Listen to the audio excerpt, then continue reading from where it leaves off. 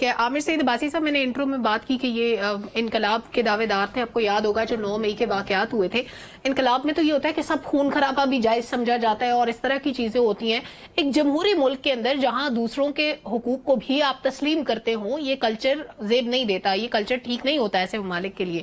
اب اگر جمہوریت کی آڑ میں کوئی ایسی ایکٹیویٹیز کرے کہ توڑ پھوڑ بھی کرے، لڑائی جھگڑے کو کام نہ چلنے دے، کہیں پہ معاملات اگر ٹھیک چل رہے ہیں تو کبھی کسی ادارے کو خط لکھنے ہیں، کبھی کسی ملک کو انگیج کرنے کی کوشش کریں، لابنگ فرمز چلا رہے ہیں، آپ کو نہیں لگتا کہ یہ دو مختلف چیزیں، دو مختلف اسٹریٹجیز پہ اس وقت پی ٹی آئی چل رہی ہے؟ دیکھیے، پاکستان انصاف کے مسائل کیا ہیں، اس کے لیے آپ اگر پچھلے 8 سے 10 مہینے کے دوران جس طریقے سے وہ جس سٹیپ سے گزرے وہ سب کے سامنے ہیں، جس طرح ان کے خلاف کیسز تھے وہ سب کے سامنے ہیں. اس کے بعد جب انتخابات کا مرحلہ شروع ہوا تو جس طریقے سے ایک پوری پولیٹیکل ان کی جو موو تھی وہ کس سٹیپ کے اوپر نہیں روکی گئی. وہاں پر اگر آپ کاغذ چھیننے سے لے کر اس کے بعد سیاسی ایکٹیویٹی سے لے کر ہر فورم کے اوپر ان کے لیے رکاوٹیں تھیں، اور وہ پھر تمام مراحل طے کرنے کے بعد ایسے کینڈیڈیٹس تھے جن کو شاید 8 دن پہلے اجازت ملی.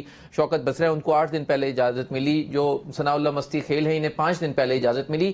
اس تمام سٹیپس کے بعد 8 فروری کے انتخابات ہوئے. 8 فروری کے انتخابات میں جو تمام تر جو نتائج آ رہے تھے، پھر 8 فروری کی شام کو پھر نیکسٹ ڈے کیا ہوا، پھر اس کے بعد وہ ریزلٹس مینیپولیشن کے الزامات سامنے آئے، وہ دھاندلی ہوئی.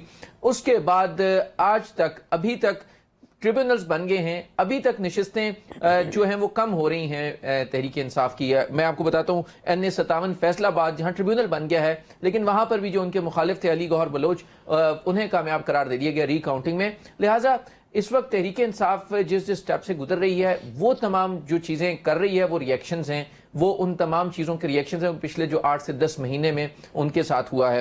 لہٰذا اس میں تحریک انصاف کا اس وقت جو ڈیمانڈ ہے وہ بھی بہت جائز ہے. وہ یہ کہہ رہے ہیں کہ ہماری جو ریزرو سیٹس ہیں ان کا ہمیں بتا دیا جائے کہ کیا وہ ڈیمانڈ سڑکوں پہ حل ہوں گی عامر عباسی صاحب؟ ایبسولوٹلی، لیکن یہ ان کا جمہوری حق ہے، احتجاج کریں. اور ٹھیک چیز کو غلط طریقے سے استعمال کیا جا رہا ہے جمہوری حق. نہیں دیکھیں، غلط طریقہ ہے نا کہ آپ روز میرا آنے جانے کا راستہ بند ہوتا ہے، رضوان صاحب کا ہوتا ہوگا آپ کی، جس کے بعد پھر آپ نے امریکہ کے ساتھ تعلقات بھی ٹھیک کیے ہیں. نہیں ایک سوال ہے بھائی صاحب میرا بھی، ایک سوال میں یہ جو مخصوص نشستوں کا آپ ذکر کر رہے ہیں، یہ پی ٹی آئی نے لینی ہے یا سنی اتحاد کونسل؟ سنی اتحاد تو خط لکھ چکی ہے الیکشن کمیشن کو چاہیے. نہیں، اس کا بھی میں آپ کو بتاتا ہوں. چیف الیکشن کمشنر صاحب نے اوپن کورٹ میں جب وہ ہو رہی تھی ہیئرنگ تو یہ کہا کہ سنی اتحاد کونسل یہ لکھ کر دے چکی ہے کہ ہمیں مخصوص نشستیں نہیں چاہیے. تو پھر ہم نے اس کو چیک کیا کہ یہ کیسے ہو سکتا ہے سنی اتحاد کونسل نے لکھ کے دیا ہو.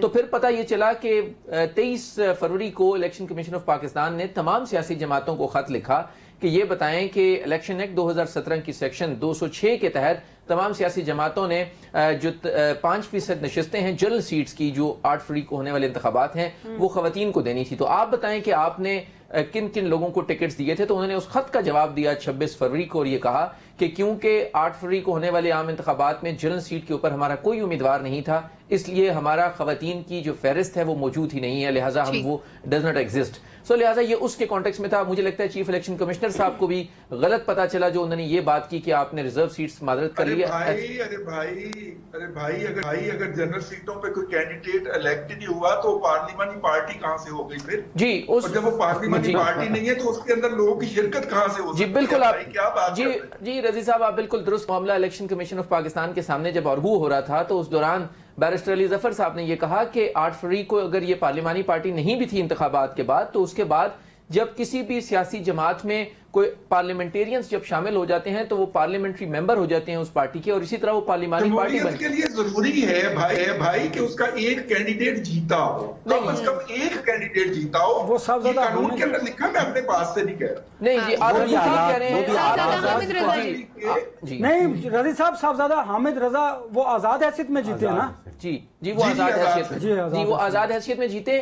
بیسیکلی تو جب الیکشن کمیشن کے سامنے یہ پورا معاملہ آرگو بھی ہو رہا تھا، دلائل بھی ہو رہے تھے، تو یہ معاملہ ضرور آیا تھا. آپ جو فرما رہے ہیں کہ وہ پارلیمانی پارٹی نہیں تھی، لیکن کیونکہ یہ کہا گیا کہ اس سے پہلے اس طرح کا، کیونکہ آئین یہاں پر خاموش ہے، قانون یہاں پر خاموش ہے، اور یہ فرسٹ ٹائم یہ ایسی نوعیت سامنے آئی ہے. لہٰذا اسی لیے پی ٹی آئی نے یہ کہا اور جو سنی اتحاد کونسل ہے اس نے کہ الیکشن کمیشن خود ہی اس پر اوپر ایکشن لے اور اس کا راستہ نکالا جائے. لیکن ہماری رضی صاحب ہماری روایت تو یہ رہی ہے نا جہاں پر آئین اور قانون خاموش ہوتا ہے وہاں پھر آپ کا کنڈکٹ دیکھنے کے بعد ادارے فیصلے کرتے ہیں.